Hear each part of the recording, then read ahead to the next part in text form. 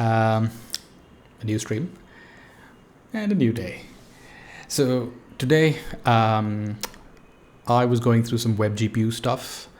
I've done quite a few of WebGPU streams per se. One for the Metal, WebGPU layered on top of the Apple's Metal backend, etc.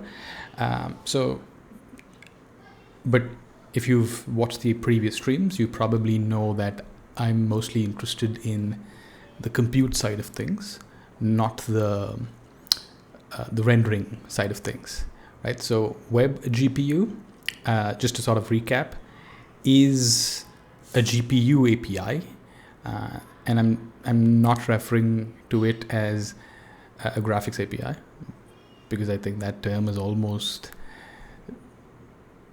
it's not correct anymore.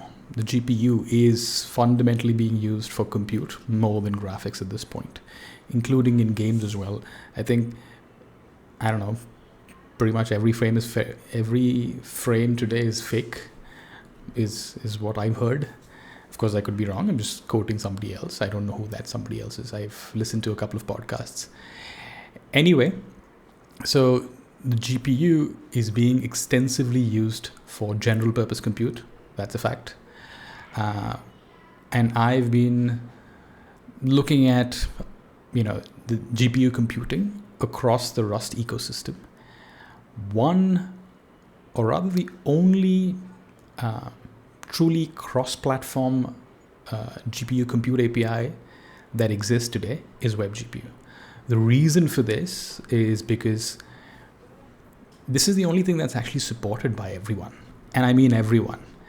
So WebGPU pretty much is, if you were to look at, just to recap, if you were to look at the way it works, it's pretty much layered on top of the native GPU APIs. What do I mean by native GPU APIs? So if you're running WebGPU on a Mac, it's going to be using the Metal backend, right?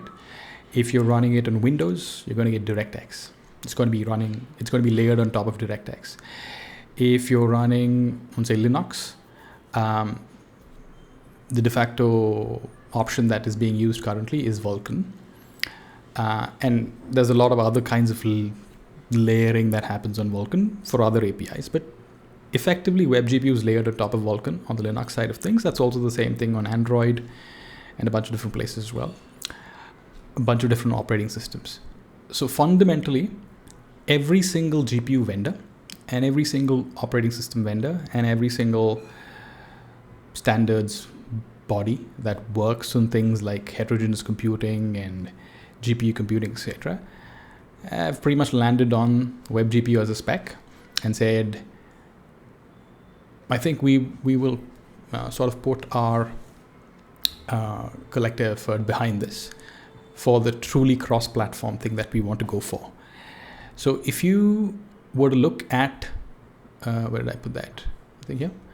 Yeah, if you were to look at the WebGPU spec, you would see that, it's pretty, I would say it's pretty nice in the sense I've been reading the spec quite a bit, and the focus over here is you want a modern API in the sense that, for example, I've made some notes over here, so let's go look at them. So what was the precursor to WebGPU? WebGL was. WebGL was one big global state where you had everything in as a global thing, and you used to submit commands directly to the GPU. You didn't have a structured way of doing things. Today, the API, all modern APIs pretty much have all of this stuff. They have things like command buffers, pipelines, bind groups, render and compute passes, compute shaders. WebGL didn't have compute shaders. There was a hack to sort of make compute shaders work. So with all that, so basically there was no abstractions that were meaningfully employed. That's how I would put it. You could still program the GPU using WebGL, and you pretty much did a lot, but it could get really complicated even for little things very quickly. That was primarily how I would put it. Now you have an API that's well thought out, focused on ergonomics, focused on the way you'd want to go about using it. But primarily speaking, WebGPU is based on most of these modern APIs. So if you take Metal, and if you remember when, I don't know, let me see if I have Metal. Yeah, if you remember, I talked about the Metal stream long back. Let me see if I have.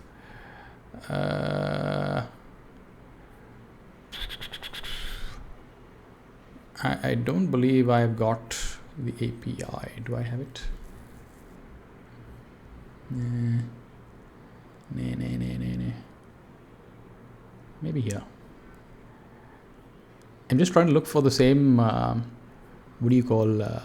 commands, just to sort of show you a comparison between the commands, or rather the way the API is designed in Metal, the way the API is designed in DirectX, which is the latest version of it, and the Vulkan API. At least I can show you the Vulkan API because I've done quite a few streams on that.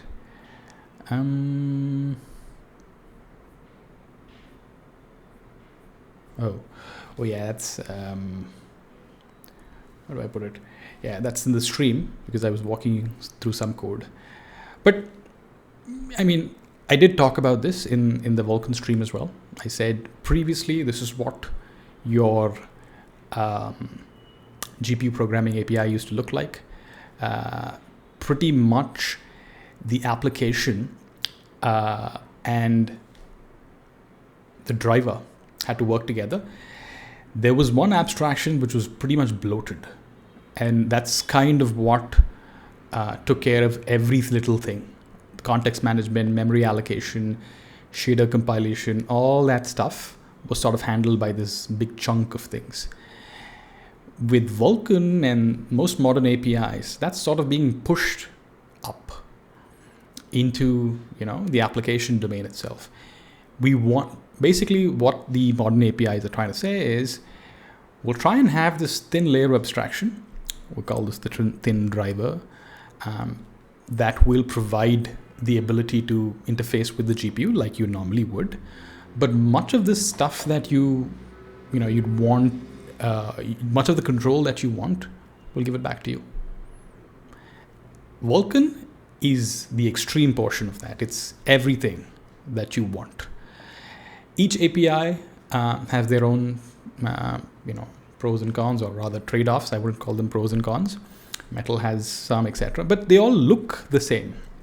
They all sort of have the same design philosophy. They will look like this, is what I'm trying to say.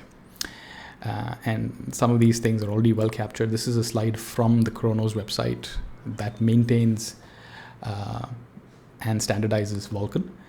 So you can sort of look at it. But anyway, we're not talking about it today. Just to sort of keep it simple.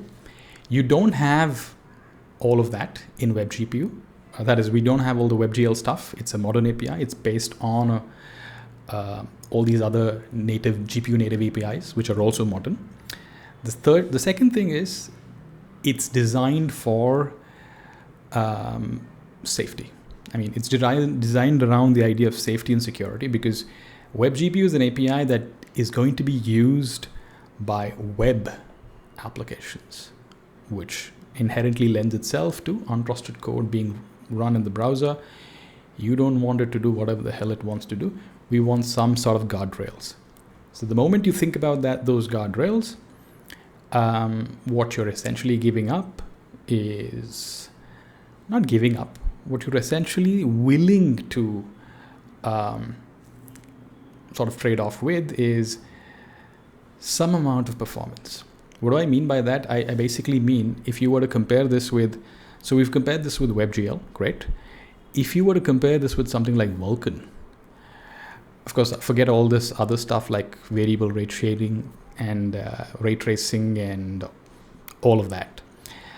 That's just rendering stuff. The two most important things that you sort of have to trade off is you don't get to explicitly manage memory. I'm not just talking about buffer allocations or initializations, etc.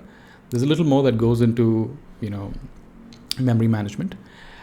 You don't get full explicit control over how you would manage memory, and you also don't get explicit synchronization control. Remember, I'm using the word explicit. I'm not saying that these are not at all possible. Of course, memory management is possible. Of course, synchronization is possible because there are built-in primitives available to you. However, the level of control that you have is limited when compared with something like Vulkan or compared with something like a very compute-specific API like CUDA, right? So, for example, let me show you what that sort of looks like.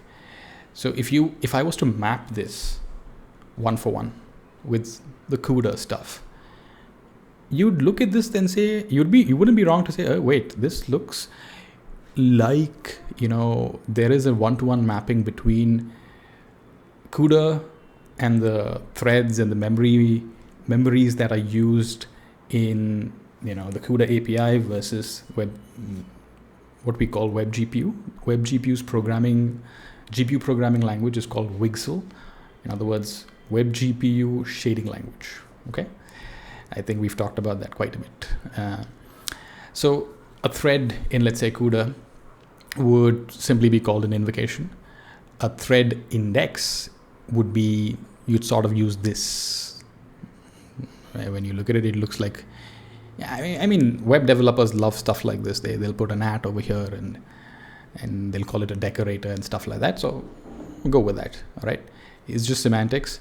All of this stuff is anyway handled by the compiler. Okay, well, let's not digress. And then we've got blocks. So blocks so I was showing you this, right? This is pretty much the same. When we talk about this particular diagram that you're seeing over here, when you're talking about this particular diagram over here, it's exactly what any GPU would look like. All right. So when you launch, let's say, a GPU kernel, it's usually called a grid. So the way it's going to launch work is you will have a grid. The grid contains some blocks, and the blocks contains the, let's just lose the word contains threads. They don't actually do. These are all logical,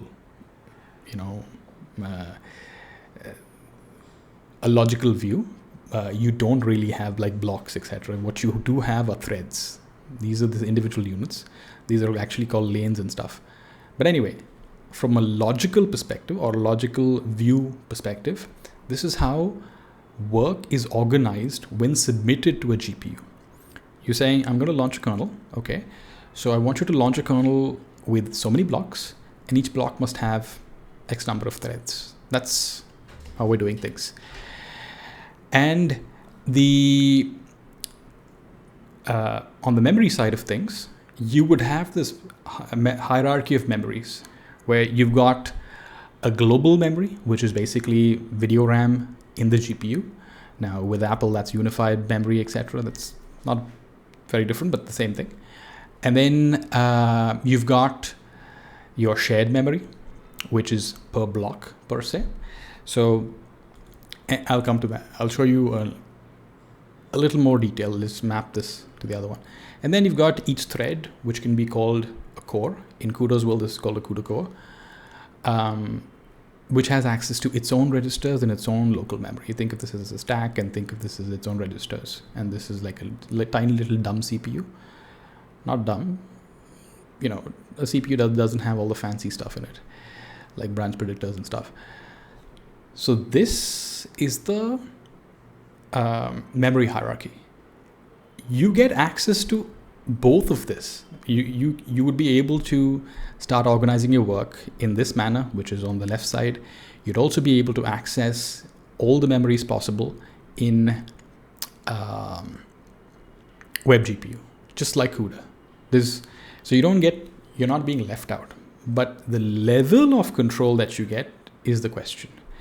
So to sort of also just drive home this point, let me show you what that looks like. So this is typically what this is NVIDIA's own representation of how they would like to talk about their GPUs.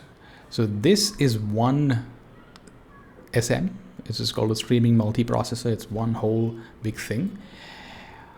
What you're seeing inside of each, so it's actually got a quad. That means it's got like 4, I'll just call it blocks at this point. They're not really 4 blocks. But you're seeing everything is sharing one large register file. It's got about 16,384 times 32-bit. This is like, 256 kilobits or something like that. So all these things are individual units.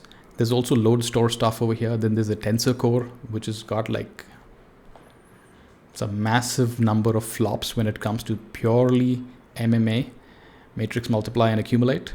And it's got its own TMA. Where is that? That's not here. So there's to sort of feed these tensor cores, there's its own memory pipeline that's built in, etc. But this is kind of what it looks like, and you can also see there's like a shared memory over here. Then there's their own caches inside, their own register files inside. All that stuff is there.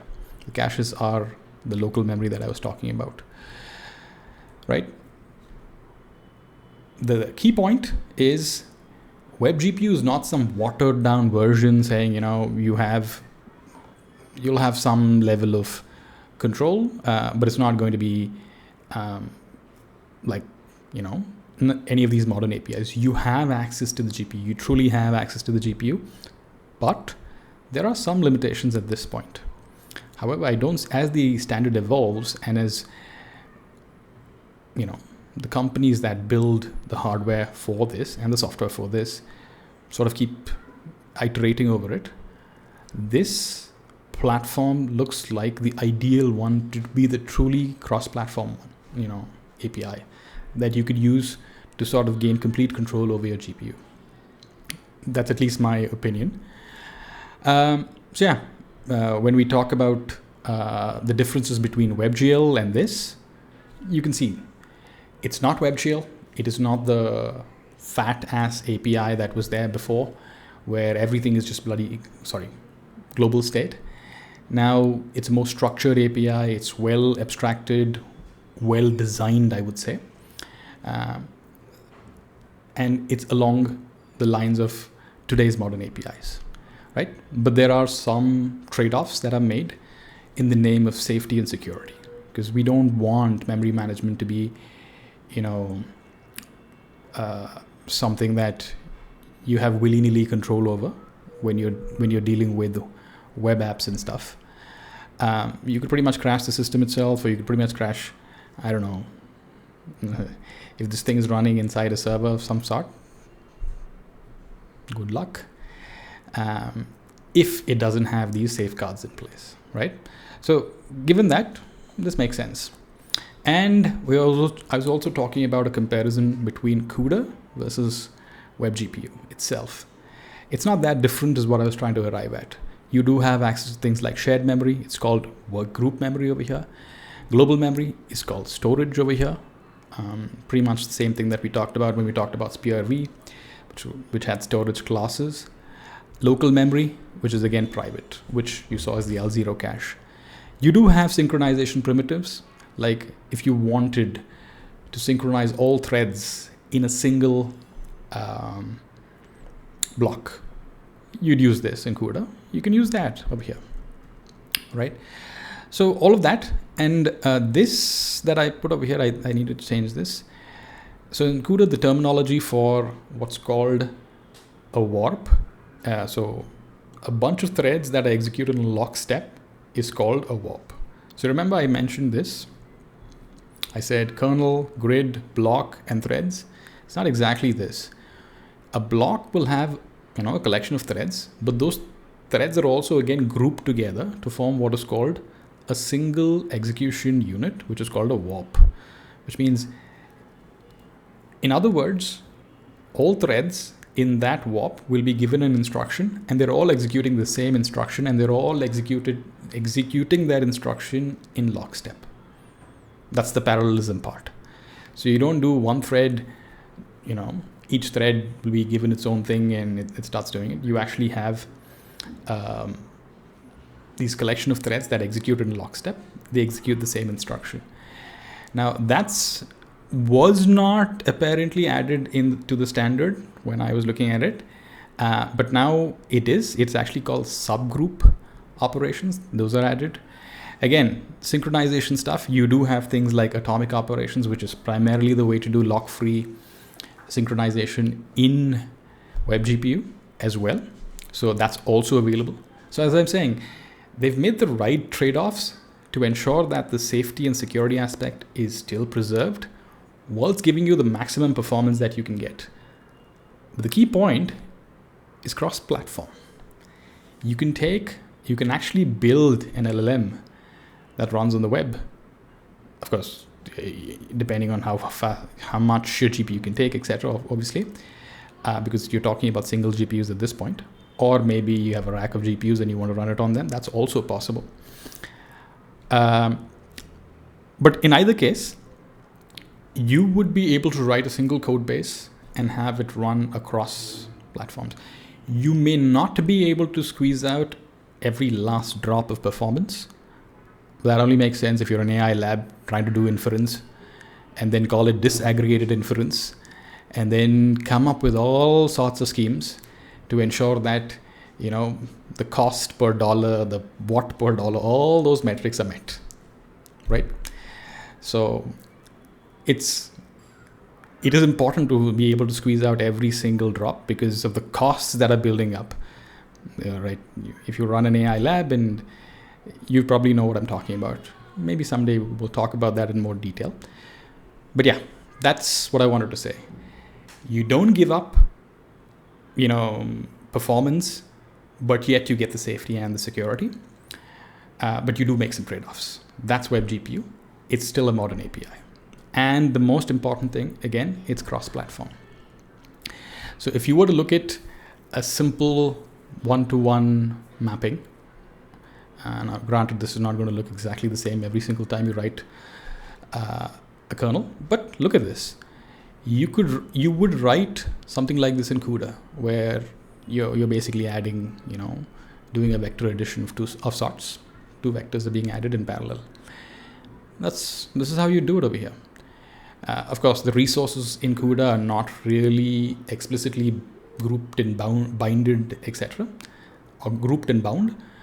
In WebGPU, that does happen because it inherits from APIs like Vulkan, Metal, etc. So they can do the rendering stuff as well, and they can do the compute stuff with one API. That's the plan that they had. Right. And then same thing.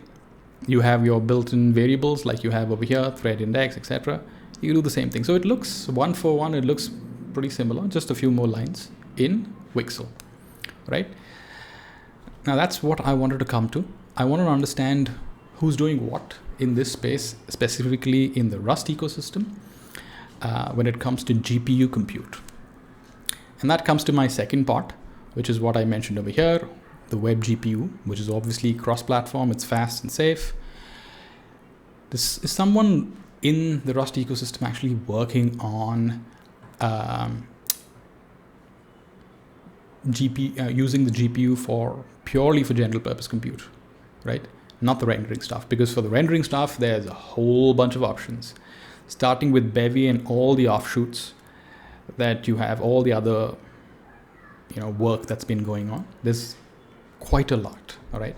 And the center of that is all WebGPU. So it's a thriving ecosystem, I would say. But for compute, it's still developing. Sort of the right word. Okay. So just, I thought I'd look into WGML. Basically, WGML is WGPU based machine learning, is what I understand it to be. The funny thing is, I didn't hear about this to date, and I've been beating myself up over it. How could you miss this? It's such a nice crate or library. It's let me sort of walk you through what that looks like. So this is WGML, and you've got, it's still a work in progress, heavily. Let me see if I can pull this for you. Yeah. So this is Wgmath. I'm not looking at that. I'm just going to go look at WGML. By the way, I'd highly recommend. I don't know why this thing keeps happening. Anyway, so the whole idea is you want to go ahead and this particular crate will allow you to do local inference on every platform. Now that's important, because trust me, when I've had to look at, how does this work on A platform versus B platform versus C platform, etc. And then you bring mobile stuff in, and then you bring embedded stuff in. I'm like, this is not going to work, because you start moving from GPUs to accelerators like NPUs and TPUs, and then you come back and then you're on a different operating system. You have some limitations over here. The permutations and combinations can just explode. Every time a new piece of hardware comes out, you need to again rewrite most of your kernels, etc. And that's where people like Luminal, who are working on great ideas about generating kernels that fall out of fall out of compiler search, etc. That's also a very good idea. And then again, burn as well. So there's quite a bit of work happening. But what I wanted to look at is, we might be, so to my mind, I was thinking about maybe we're just, missing this whole thing that's right in front of us, which is WebGPU. Maybe. I just don't know at this point. But this particular crate, or rather these crates, there's two of them. So by the way, this is the same author I didn't know wrote NAlgebra, which is a widely used crate. I know I've used it. So I think the initial crate was WGMath, which clearly says, GPU scientific computing on every platform. So if I wanted to go to the website, is there an option? Okay, wait. So I'll just say, what was that? WGMath. Yeah, so you can just go to wgmath.rs, and I've actually been to this website. It's pretty nice. There's good documentation, at least to get started and stuff. I haven't been through much of the documentation because I just started looking at this. That's what I was trying to say. I was like, how did I miss this thing? And I realized later that I actually put it in one of my to-do, or rather, task lists that I completely forgot about because of all the other stuff that I've been dealing with.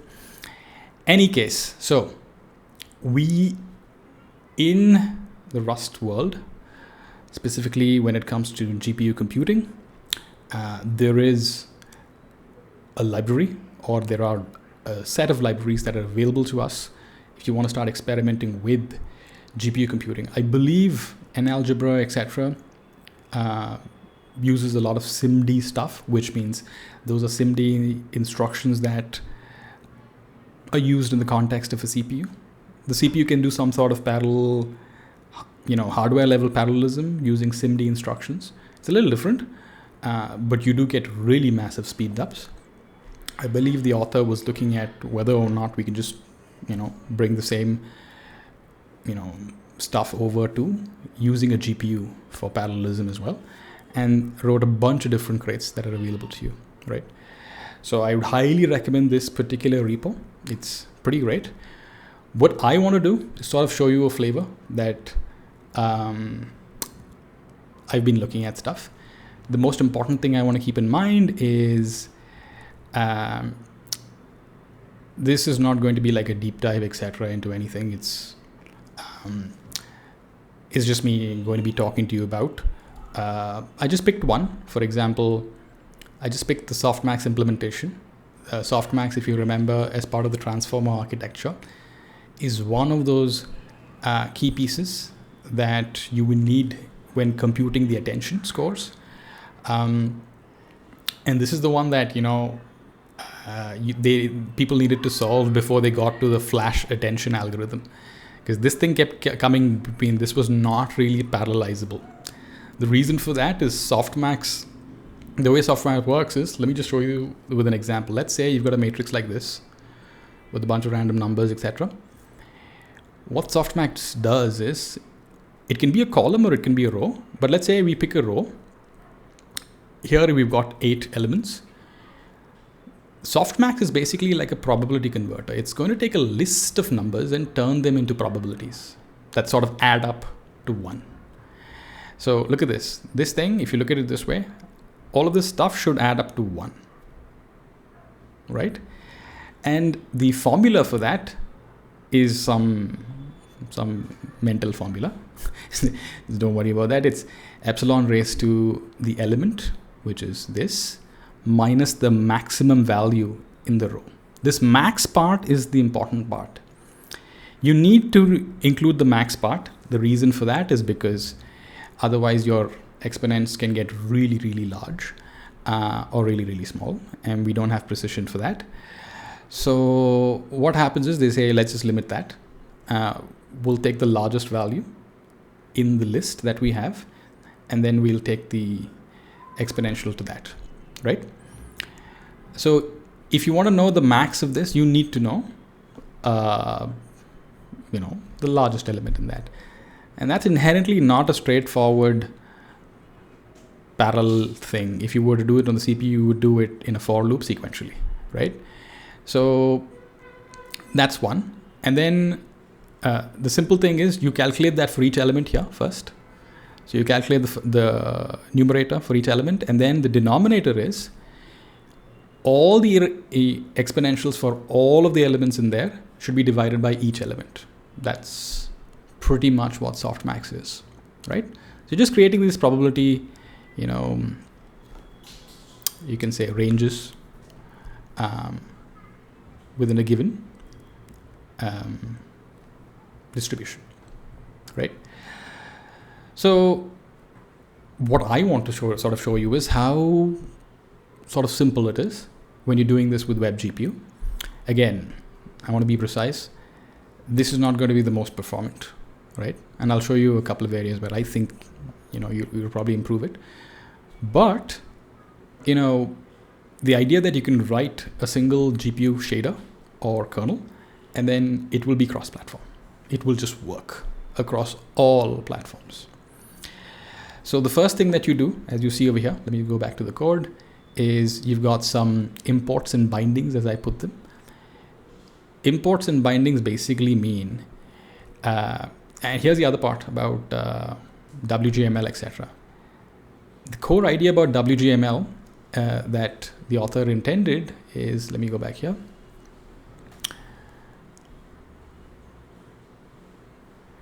If you go and read the repo, you'll find that, I think somewhere he mentioned this. Maybe here? No. Anyway, wait.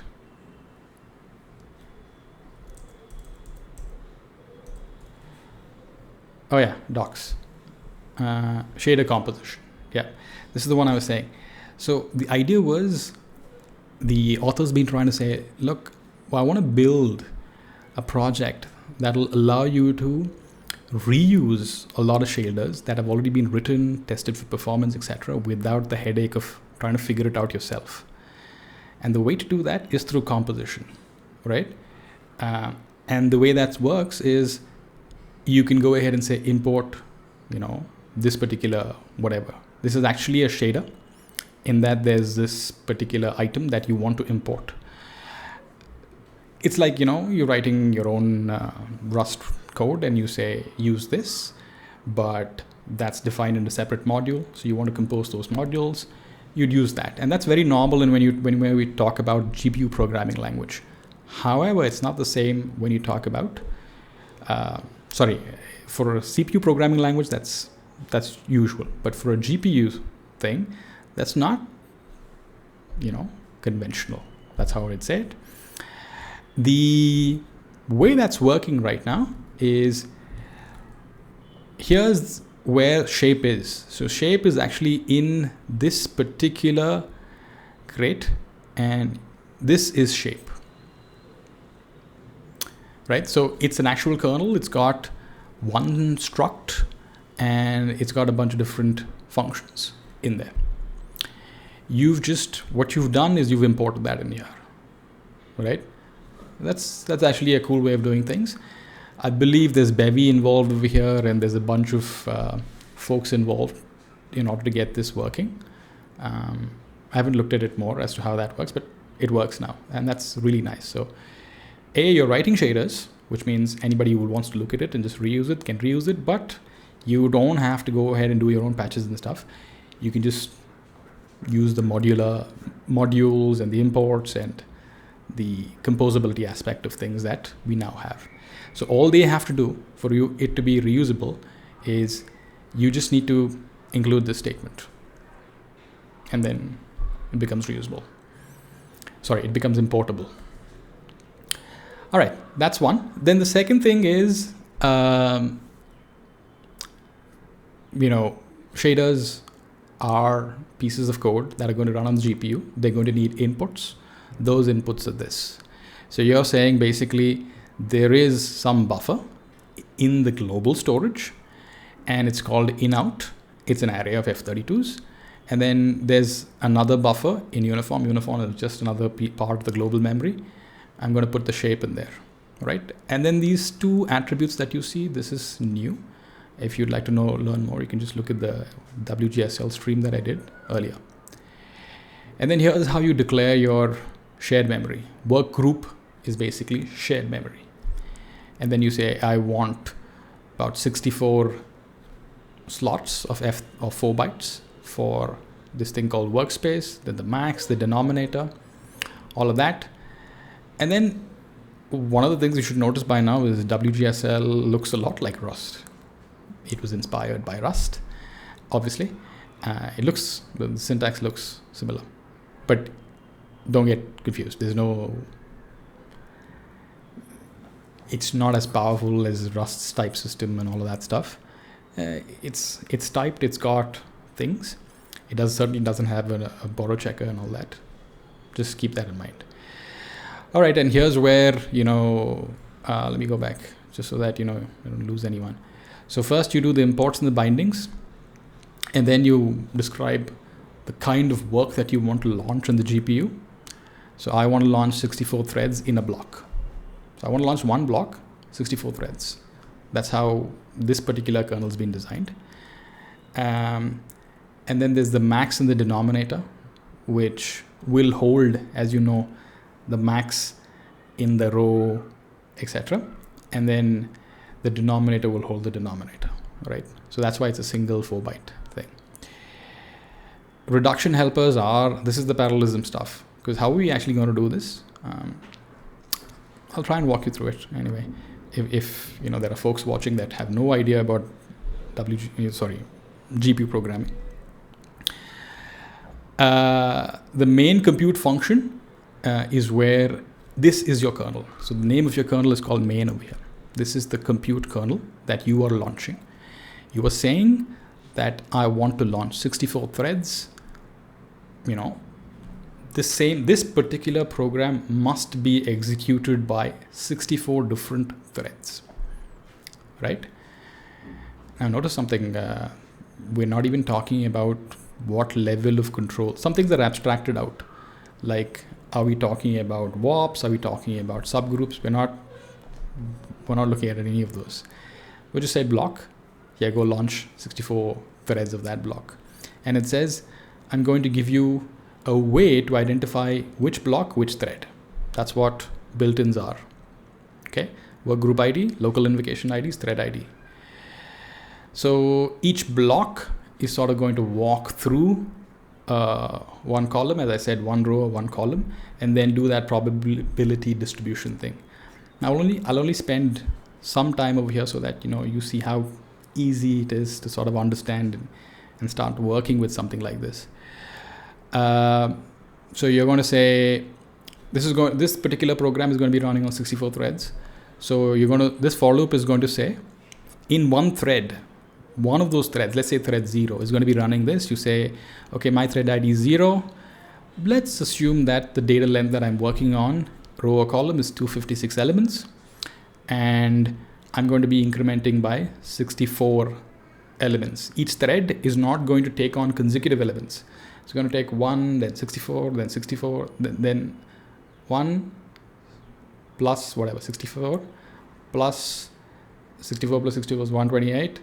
Then the last one, it's like that, all right? And then you will pick one element from the matrix in that row or column, and then you're going to go ahead and calculate the max. So in round 1, you'll calculate it for 2 elements. In round 2, I'm saying if you've got 256 elements, each thread will run 4. This loop will run 4 times for each thread.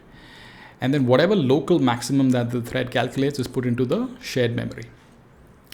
This is done on 64 different threads. So you'll have 64 different maxes. And then after you do that, you'll come down and say reduce max. This is the reduction that happens. This again will go and ahead and look at the implementation for this is, where's that? The implementation for this is sort of straightforward. You'll say one thread ID, one stride, whatever the stride is. So so each thread, you focus on so many other reductions and give me, so if I have 64 maxes and I want to reduce it to 32, technically speaking, I'm going to go ahead and have each thread, compare between at least 2 elements in that thing. Again, not in sequence, depending on what these indices are. You'll go ahead and do that. Then you'll reduce that to 32. Then you'll reduce that to 16. Then you'll reduce that to whatever, 1. This is the final max for that entire row or column, however you're doing your softmax. And that gets put in the max. Same thing applies for the denominator, except here you're going to do summation for each of them. So that's why you had a plus equals over here. But notice you have things like workgroup barriers, including in here as well.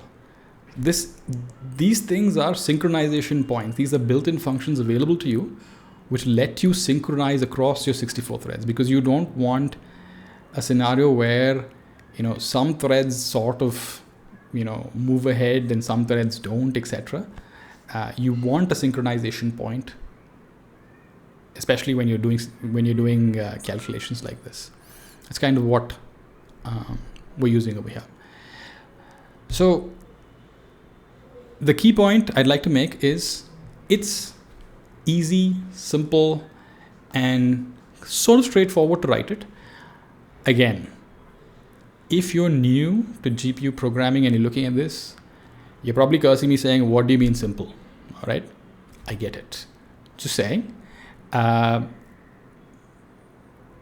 assume if you had some idea of how GPU programming for the compute side of things work. This is much simpler than the other stuff that you might see when you're writing something like CUDA or SQL or something like that, right? And plus, this is cross-platform, easily portable. There will be some effort involved if you're not getting the performance that you want. Again, then you will sort of revert back to all the hacks that you need to use to make things work. But for what it's worth, with the current with the current standard spec itself, you are able to get very far, right? So this is really useful in multiple different scenarios where, unless we're talking about extreme stuff, or we're talking about cloud inference and stuff like that. Yeah, so that's primarily what I wanted to quickly talk about and not take up too much of your time. Again, you might be wondering about how this sort of works. So there's actually an example over here for each of these kernels. I also want to show you something. Look at this. There is a full-fledged, batched, multi-query attention implementation written directly in WGSL, right?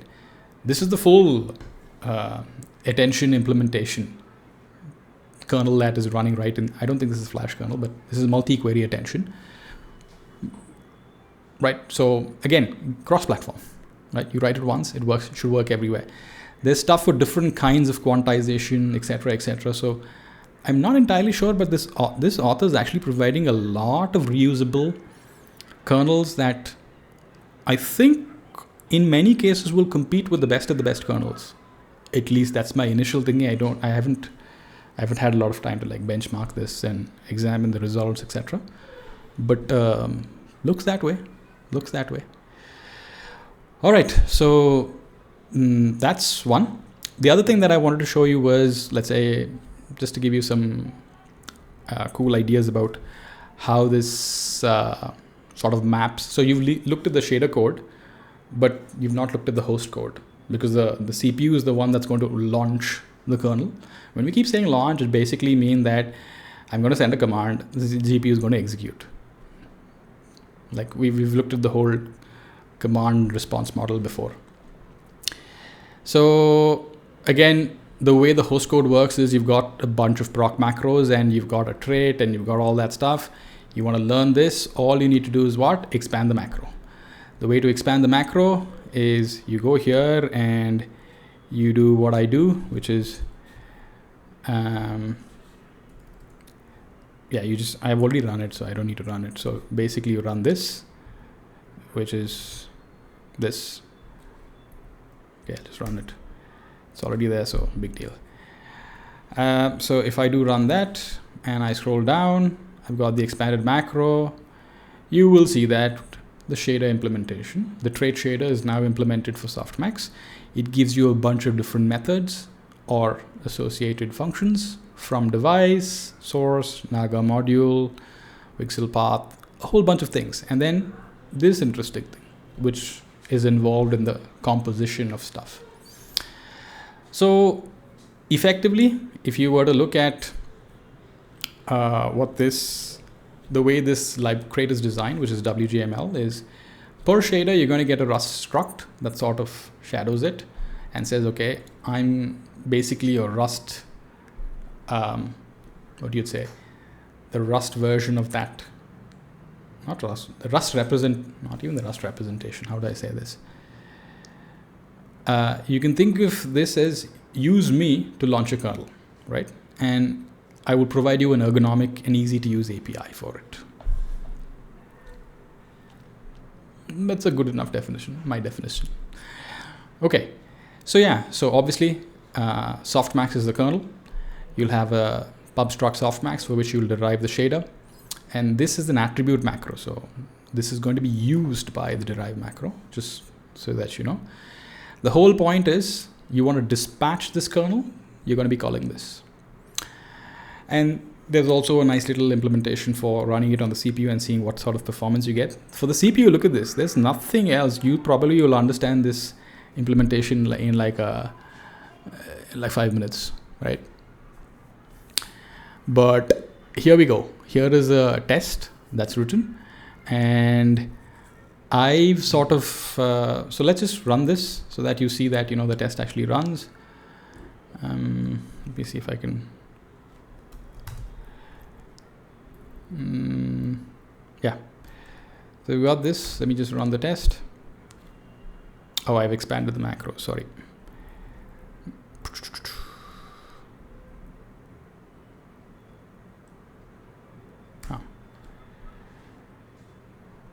Yeah, so the test runs, it's great, we're good. I'm not going to go through the whole thing, it's pretty straightforward. There's just a lot of abstractions over here, but it's well documented. For example, GPU instance, what is it? It's a helper struct to initialize the device and its queue. as I already showed you. All modern APIs will have this concept of a device and a queue and a adapter. That's adapters only for WebGPU, but they'll have this logic of a device and a queue, there's just a convenience struct for that. And then Softmax is what we've just implemented shader for. View shape buffers, again, is just a map between a shape and the actual storage that you're talking about. Encoder, again, this is something that you're going to need to encode your commands into the command buffer, which is again a concept that is used in modern APIs. This stuff is where, this stuff is what comes from the N-algebra stuff. This will give you a dynamically sized vector. It's a pretty straightforward implementation. So all of this, Tensor Builder is going to build tensors that are going to be placed on the GPU. That's why it's called a GPU tensor. Finally, what happens is you go ahead and dispatch, and then you sort of submit that to the queue. When you submit to the queue, that's it. The GPU's responsibility is going to go ahead and look at the queue, which is a ring buffer, pull it out, run the kernel, send the results back. So it's all asynchronous. You're not sitting there waiting for it. And then, the results runs through. I'll show you a visual representation of that and not show you the 1757 stuff. I'll just show you maybe 128 elements so that it's easier to sort of look at. What was I going to say? Yeah, so here what's happening is you're going to create a column vector. This is a dynamic vector. So you're going to create one and with random values in it. And then you're going to use that to initialize a GPU buffer that's going to be placed on the GPU. The usage for that, this is the other part. This is why it's simpler to use the WebGPU's thing. You can specify usages for buffers, how you would want to use them.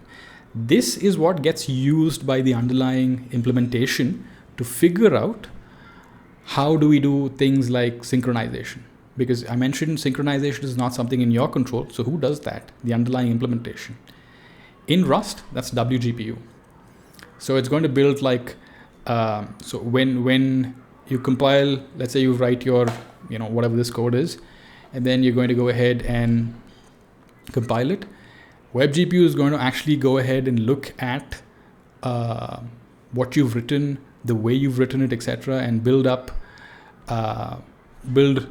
a command buffer for the native API. So you're going to build Metal command buffers if it's on Mac. You're going to build Vulkan command buffers if it's for a Vulkan, etc. So you're going to map a WebGPU command buffer to the corresponding thing. When you do that, you'll have to insert the right barriers, etc., for synchronization.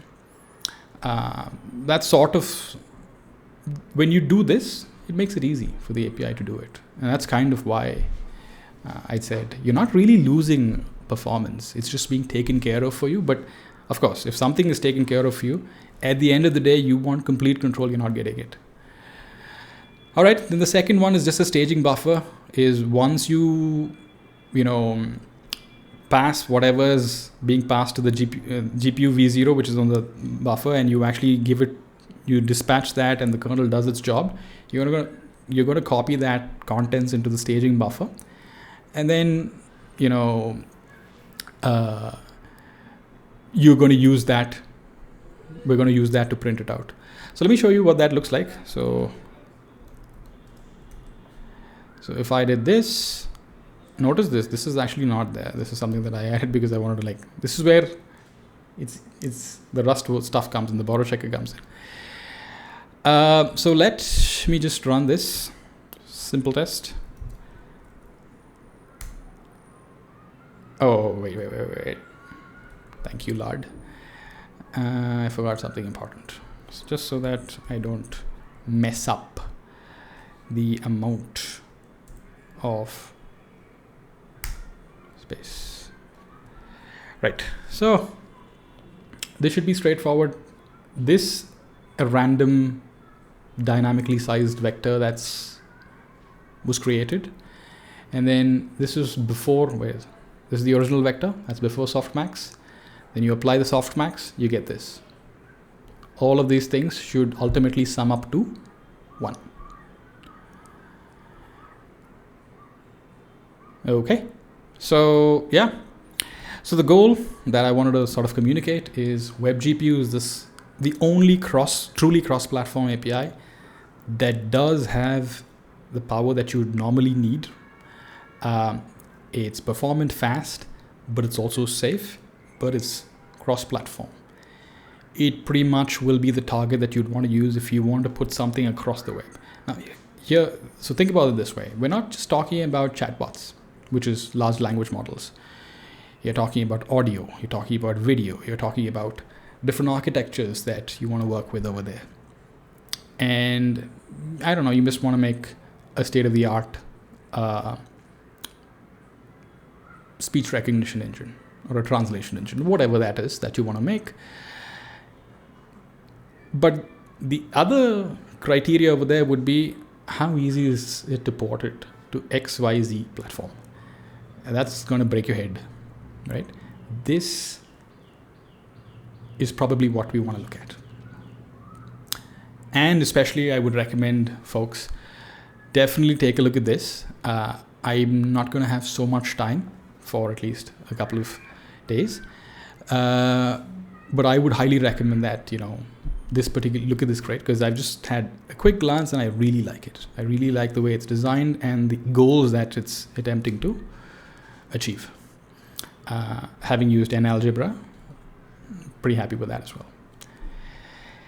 Yeah, so that's sort of what I wanted to cover, I guess. Anything else? Shape utilities, all that stuff is fine. Okay, so that's it. So basically, yeah, a quick comparison between WebGPU versus all the other GPU programming APIs, how it explicitly compares with a compute-specific API like CUDA, and using it, what's it like, and what, and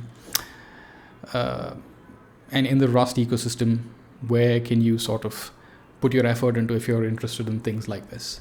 I would highly recommend the, Wgmath and WGML crates to sort of, I really like the idea of reusable, composable shaders. Everybody can just build and keep piling on that and keep building better stuff, right?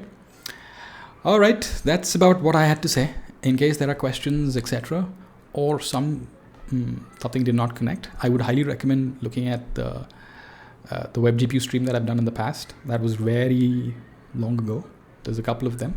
I would highly recommend looking at that. In case there are any questions, always just drop a note, see if I can answer that. All right, that's about what I had to share. Thank you. Have a good day.